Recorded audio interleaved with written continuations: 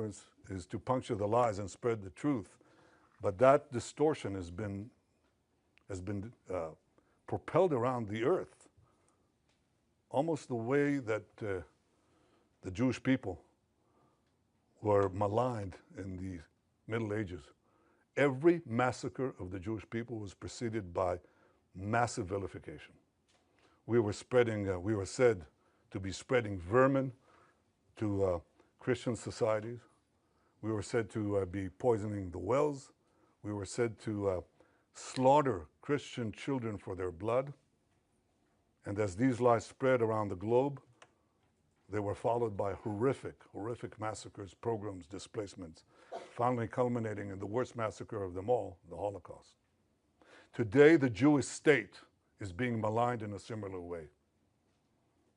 Everything that I told you could be verified easily, but it hasn't. And the international press has bought hook, line, and sinker Hamas statistics, Hamas claims, Hamas forgeries, and Hamas photographs. For example, these three children.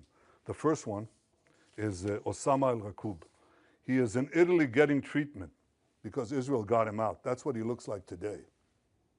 He has a genetic disease that damages the lungs and digestive system. It makes it hard to absorb nutrients and gain weight, okay?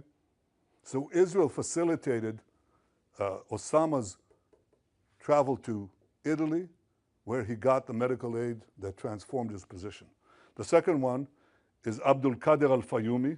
He suffers from a genetic neurological disorder, spinal muscular atrophy, a degenerative condition that causes muscle wasting, weakness, and severe weight loss unrelated to nutrition.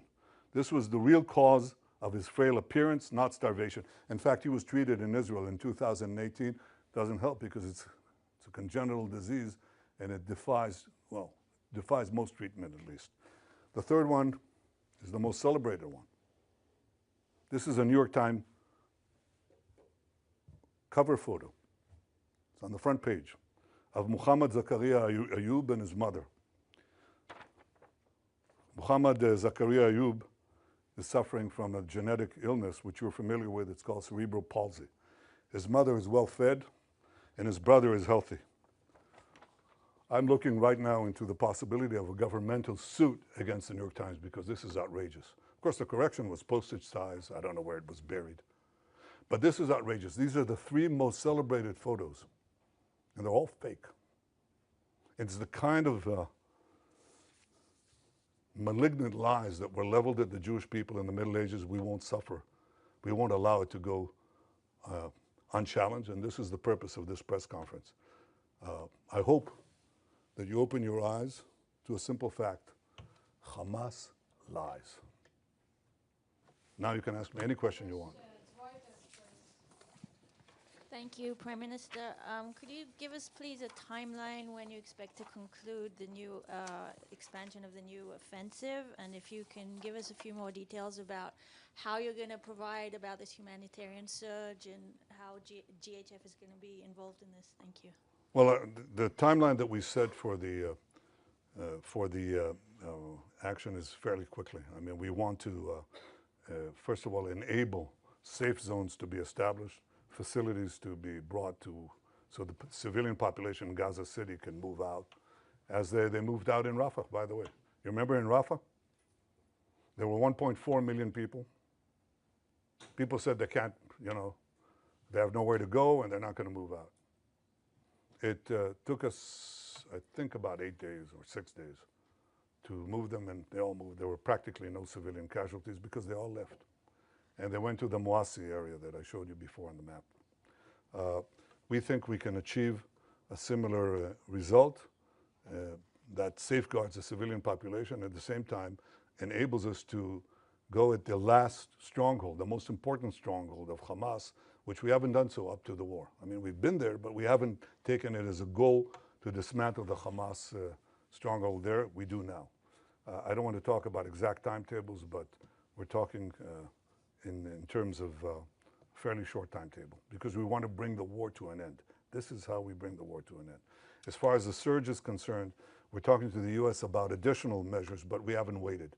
because what we're doing, as I said, is designate safe corridors, allow, and expand the GHF distribution points, and we're trying to bring in more resources, hope to recruit some international organizations, maybe, God willing, the UN, if they ever decide to actually do something for the Palestinian people that doesn't go through Hamas.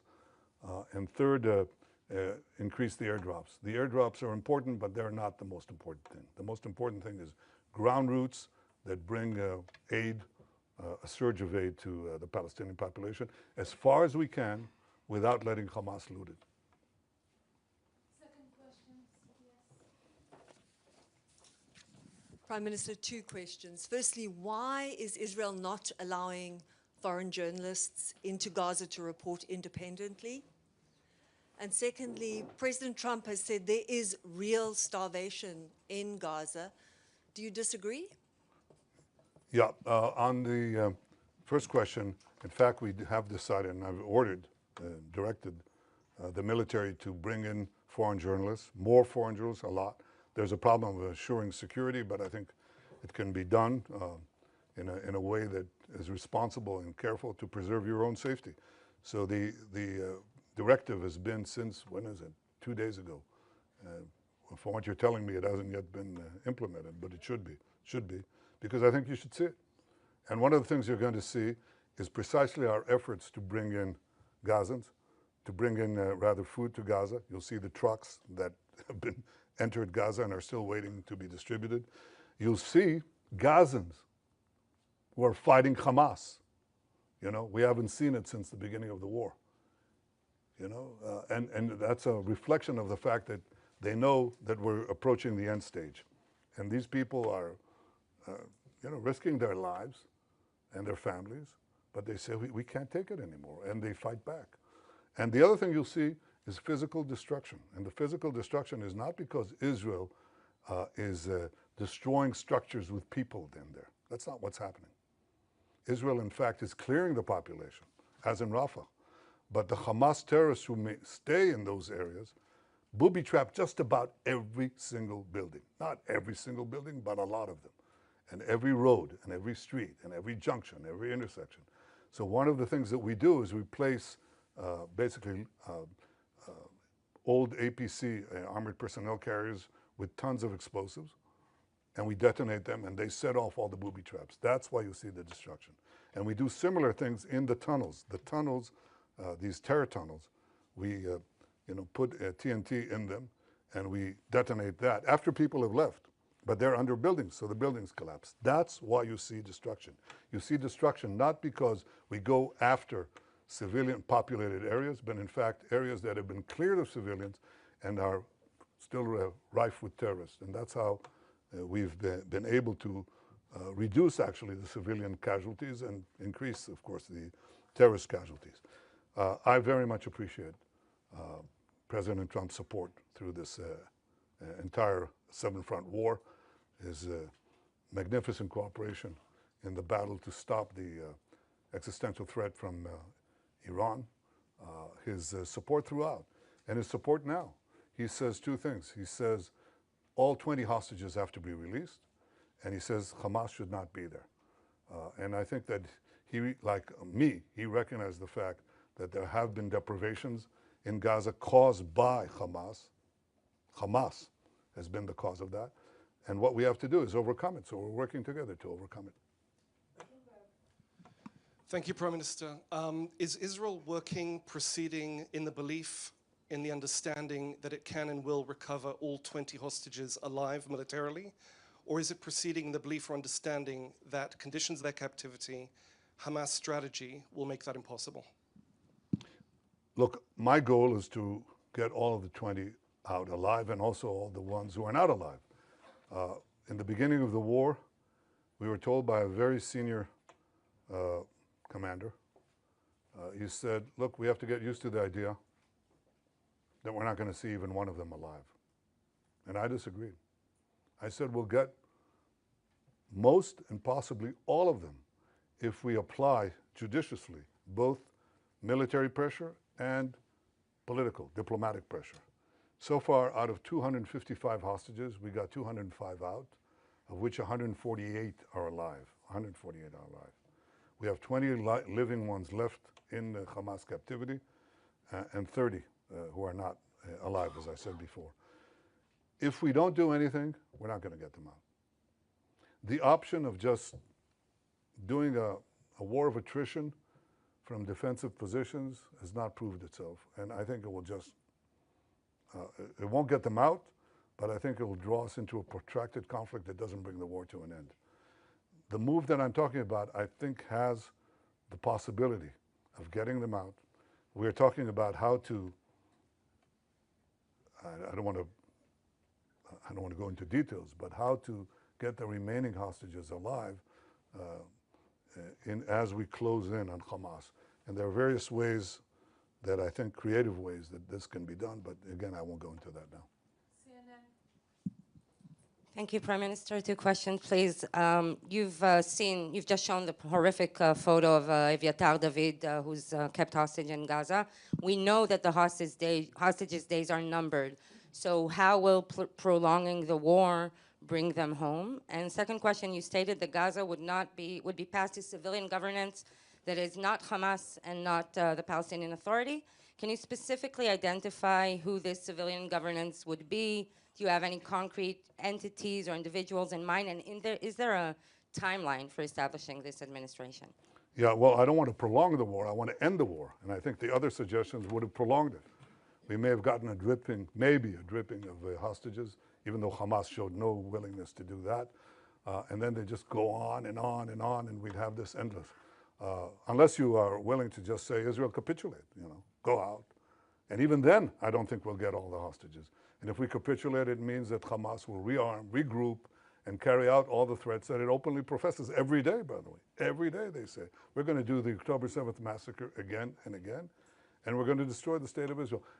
You can't leave them there, So we're not going to do that. So my goal is not to prolong the war. My goal is to end the war. And I think that prolonging the war means that many of them could be starved to death. That's exactly the point. I don't want that. As far as the specific partners for the civil governance of Hamas, we're actually, I think the 5 principles are generally widely accepted. And it's instructive that some of the Arab countries, quite a few of them actually, said that Hamas has to be disarmed.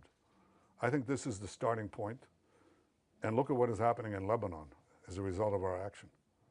The Lebanese government, the new Lebanese government, is talking about disarming Hezbollah. Who would have believed it? Well, some of us did. I did. And that's changing the Middle East, as I promised to do on the second day of the war. I think in this case, if we succeed in this effort to basically end the war by defeating Hamas, its remaining strongholds, there are several candidates. There are several candidates that we're talking about, several constructs. And it's a transitional period. It's a transitional authority. It's going to be there because we don't want to, contrary to what I said, we want a security belt, but right next to our border. But we don't want to stay in Gaza. That's not our purpose. At least not my purpose, and I openly state, including to those who disagree with me, and there are some who do. But I think that our goal is to make sure that Hamas isn't there, and that what replaces Hamas does not educate for terrorism, pay for terrorism, launch terrorism, but is willing to live in peace. There are candidates. I don't want to spoil the chances of succeeding here because I think they're real, but they're real providing we finish the job. See, no one's going to go in there if we don't finish the job. We can talk about the day after until eternity. No one's going to go in there unless we finish Hamas, and we're able to finish Hamas, and we will finish Hamas. Yes, Welt TV Germany. Thank you, Mr. Prime Minister. So the German Chancellor has once again defended his decision not to send weapons to Israel, which can be used in Gaza. He said a friendship can and must withstand that. From your perspective, what has changed in this relationship? Look, I respect Friedrich Merz. I think he's been a good friend of Israel, but I think he's buckled under. He's buckled under the pressure of false TV reports, the pressure, internal pressure from various groups. And I can say this, and I don't want to talk about him specifically, but I want to say this. Look, maybe some choose to forget October 7th. We will not forget what happened. And we will do whatever it takes to defend our country and defend our people, defend our future. We will win the war, with or without the support of others. But I think that there's an issue here. And the issue is many leaders tell me, look, we know you're right, but we can't stand, in the face of the public opinion in our country, especially European leaders. They tell me that over and over again. And I say, that is your problem. It is not our problem. It is not our problem. In Munich, everybody celebrated Munich. Everybody celebrated the capitulation in Munich, the Munich Peace Conference, peace in our time. Okay? And everybody lambasted Churchill who opposed it. So what? The difference now is maybe they thought then that there was a real chance for peace by succumbing to the Nazis. But I don't believe anybody seriously thinks that now. And we're facing neo-Nazis. Chancellor Merz's predecessor was here, okay? And on the first or second day of the war, he was there on the first days of the war. And he said to me, they're exactly like the Nazis. And they are. And we're not going to leave. We're not going to leave the remainder of the Nazi army, in the equivalent of Berlin. Don't go into Berlin and don't finish off the Nazi army, the German army. Of course not. I mean, that's what people are telling us to do. And I'm not going to do it. And the Israeli people are not going to do it. We're going to do it. And we have enough criticism within, but the majority of the people, if you really check it, the majority of the people say, that's a result we can't afford if we want to live here. So we're going to do what we need to do. And I hope that Chancellor Merz changes his policy. And you know when he'll change his policy, for sure? When we win.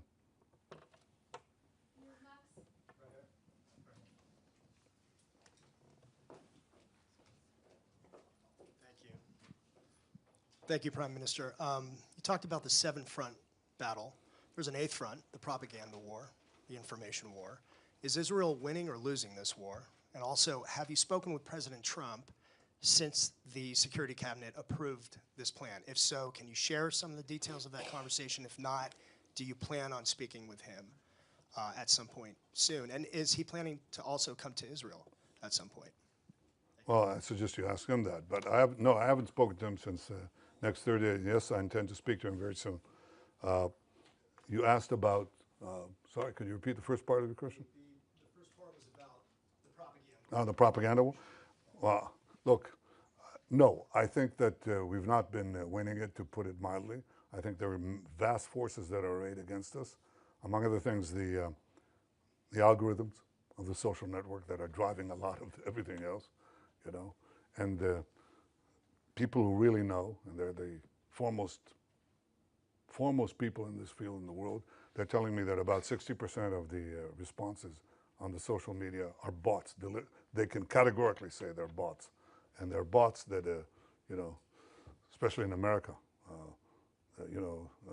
they want to attack the support that Israel has from the Republican side. So they describe how, themselves as homespun Southerners, except they're riding from Asia somewhere, That's a big issue. We have to contend with it.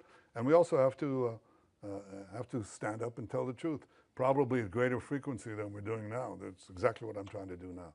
But again, if you want to win this war, end it speedily. End it speedily. Expose the lies as much as you can.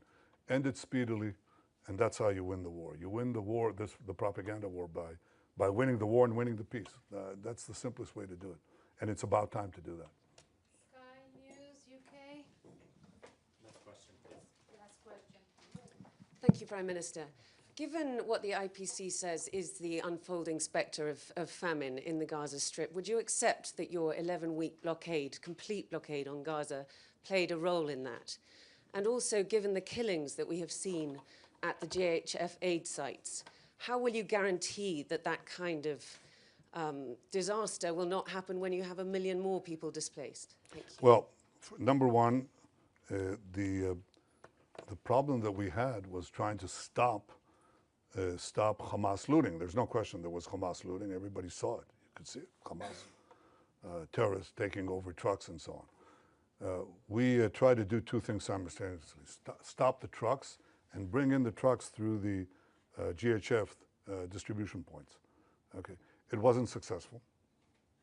And it wasn't successful, among other things, because Hamas interdicted also the GHF program, the distribution point. So Hamas created this problem, and it was directed against us. Immediately, we have a starvation policy, which is completely false, any more than we have a genocide policy, which is equally false. We don't. Not this, not that. I don't know of a country that texts millions of messages to civilians to get out of harm's way, giving up the element of surprise, or calling them individually on cell phones, yet Israel is accused of genocide. It's absurd. Or starvation policy. But there was a problem of deprivation, no question about it. And so we had to solve it, and the way we solve it is the way I described it to you. And there are now not 0 trucks, but at least in, I think last time I checked, hundreds of trucks that went into Gaza. That's alleviating the situation. Now we want to increase the number of distribution sites. So there's not, basically you answer this problem, or you solve this problem by the law of supply and demand. If you have a lot of supply, if you flood Gaza with food, which some of it will be pilfered, there's no way to get around that, will be looted by Hamas, but you'll have, if enough food reaches the marketplace, so to speak, then you'll see a difference. And you know what the difference is? How do we know for sure there's a difference? Because we monitor, as any one of you could, the price of food in Gaza. It's plummeted. It's plummeted ever since that we decided to take to do the humanitarian surge. And it'll plummet more if other countries join us. So I called on other countries to join in the airdrops. I actually called them to help persuade the UN to move those trucks, because every truck that goes in brings down the price of food. That's what happens. And when you have no shortage like that, then you don't have also the crowding around distribution points. And by the way, a lot of the firing was done by Hamas, seeking to have response by our forces, and very often they didn't. They held back. They stayed their fire, even though their own lives were on the line. Yeah. We're done. Thank you, Prime Minister. We're done? We're done. Thank you. Well, I couldn't resist that one. Matthew Doran from ABC Australia. Oh, okay. Matthew Doran from ABC Australia. You've Yeah. seen countries such as the UK, Canada, France say that they will support Palestinian statehood in the next short while. You've described that as a reward for Hamas here. Other countries like Australia are also walking down this path, not quite there yet. How much of this is a reward for Hamas, and how much of it is actually countries like those who have repeatedly said Israel does have a right to defend itself, but are now struggling to stomach what they're seeing you and your military doing in Gaza? Well, first of all, those who say that Israel has a right to defend itself are also saying, but don't exercise that right.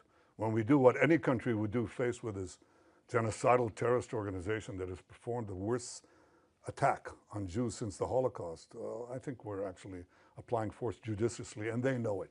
They know what they would do if right next to Melbourne or right next to Sydney you had this horrific attacks.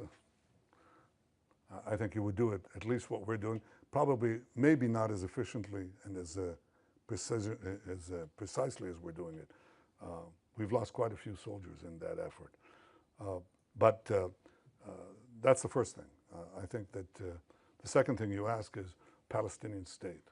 Well, the assumption, the prevailing assumption in this is that the problem that we have with the Palestinians is the absence of a Palestinian state. And if they were given a Palestinian state, they would stop the efforts to destroy the Jewish state. But the Palestinians were offered a state many times, including in the partition resolution, and they turned it down. They were offered statehood by my predecessors with lavish concessions. They turned it down. Because the Palestinians are not about creating a state, they're about destroying a state. That's why they opposed the Jewish national movement to create a state called Zionism. They opposed it before the inception of the Jewish state, and they've opposed it since. They've opposed it when they had the Judea and Samaria, the West Bank, and Gaza in their hold. They didn't say, let's create a state there. They didn't say that. Because again, their goal is the destruction of a state. It defies imagination or understanding how intelligent people around the world, okay, including seasoned diplomats, government leaders, and respected journalists, fall for this absurdity. It's so easy to verify, you know. And look at the PA, okay? Look at the Palestinian National Movement today is divided, okay? Divided between two forces, okay? The Palestinian Authority in Judea and Samaria and Hamas in Gaza, okay? Hamas in Gaza had a de facto state. It had a state. And it used it to launch a war of terror against Israel because their doctrine is that the destruction of Israel should proceed with forceful and direct military and terrorist moves. That's what they did on October 7th. And that's what they'll do again if we don't destroy them. The Palestinian Authority, on the other hand, says no. First, Israel has to be reduced to indefensible boundaries. You've got to get them out with the ICC, with the UN, with the Security Council resolutions, drive them to indefensible boundaries, and then deliver the blow, because Israel is too strong in its present configuration. These discussions are open, they're held. Anybody, you don't need Israeli intel for it, believe me, okay? You can just scour the web, you'll find it, okay? So they have no difference about the goal. That's why the Palestinian children in Judea and Samaria and the Palestinian children, that is the Palestinian children under the PA and the Palestinian children under Hamas, are educated with exactly the same textbooks. That's why the PA calls its public squares against mass killers of Jews. That's why they have pay for slay. The more Jews you murder, the more you get paid, or your family gets paid. I mean, so that's the crux of the problem. The real reason that this conflict persists is not because of the absence of a Palestinian state, but the persistent Palestinian refusal to recognize a Jewish state in any boundary, okay? Now, when you give them a Palestinian state, when they haven't abandoned the goal of destroying the Jewish state, all you're doing is you're bringing the next war closer. Again, Hamas had a state. You just brought the war closer. And if you did the same thing in Judea and Samaria, right above Tel Aviv, enveloping Jerusalem, some say cutting Jerusalem into two, that's all that's going to happen. You're going to have the radicals again take it over, Iran take it over, and start a state from improved boundaries, start a war with improved boundaries. That's not going to happen.